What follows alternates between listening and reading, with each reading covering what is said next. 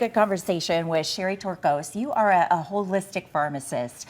We're talking about something that you might be suffering from and not even realize it.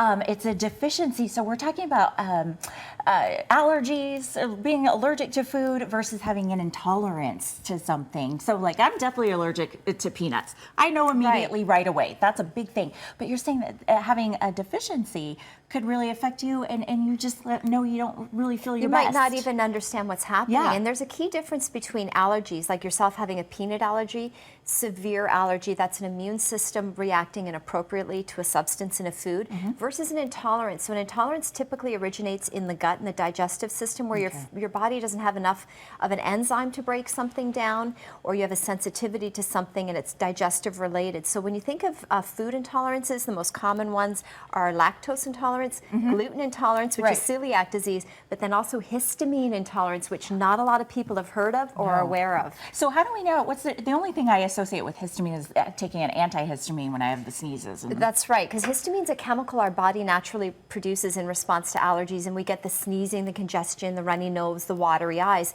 But histamine is also present in a lot of foods. So coming back over here, check out these commonly consumed beverages and foods: wine, beer, coffee, fermented and pickled vegetables, even healthy things like kefir and yogurt, citrus fruit. And then we move over onto this plate: breads, aged meats, cheeses, dried fruits and nuts. These foods are all very high in histamine, and if your body cannot break down histamine, then you can get headaches, migraine headaches, hives, flushing. You can feel nauseous, queasy, sneezing. You can feel really miserable, and actually the primary cause of histamine intolerance is a deficiency of an enzyme called DAO. And this is DAO in supplement form. So people that have a histamine intolerance can actually take this to prevent those symptoms because it's so common. So if you took this, would you then be okay to start introducing these foods into your That's diet, right. or you should still stay away from them? Well, if you're histamine intolerant, there really isn't a whole lot of things that you can do, because if you have a DAO deficiency, which 70% of cases of histamine intolerance are due to a deficiency of this enzyme, people with leaky gut, celiac, Crohn's, colitis, they're at a greater risk of having a DAO deficiency. So yes, you could avoid all these foods, but that's not always practical. Most people want to still enjoy their foods. So if you take the DAO enzyme, this is Umbrellix DAO, it's a food grade form of the supplement.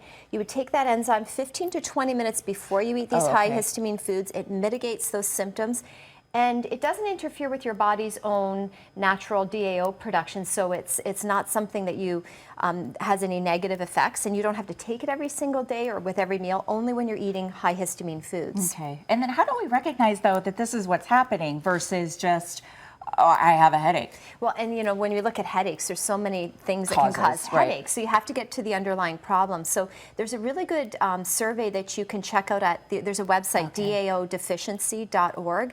So they have a survey there that you can follow along to figure it out. You can have your blood tested for histamine levels. If your histamine levels are high, it could indicate a DAO deficiency. You could try an elimination diet. Again, not always easy. Meeting with a nutrition or dietitian is very helpful.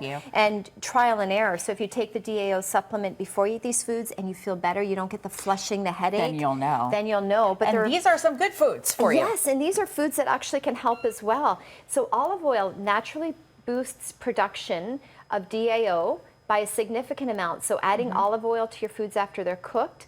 Also, onions are great. They contain a natural antihistamine called quercetin. Chicken, also oleic acid rich, same as olive oil. And pomegranates. I mean, what a wonderful fall food, rich in antioxidants and anti-inflammatory. So have some chicken and onions cooked in olive oil. Exactly. And that will help you out. That will help you as well, for sure. Thank you so much for explaining that. Very interesting. And I suspect some people are suffering from this and not even realizing it. I meet so many people every day that have this issue. Thank you for bringing that to light. Thanks for having me. We'll be right back.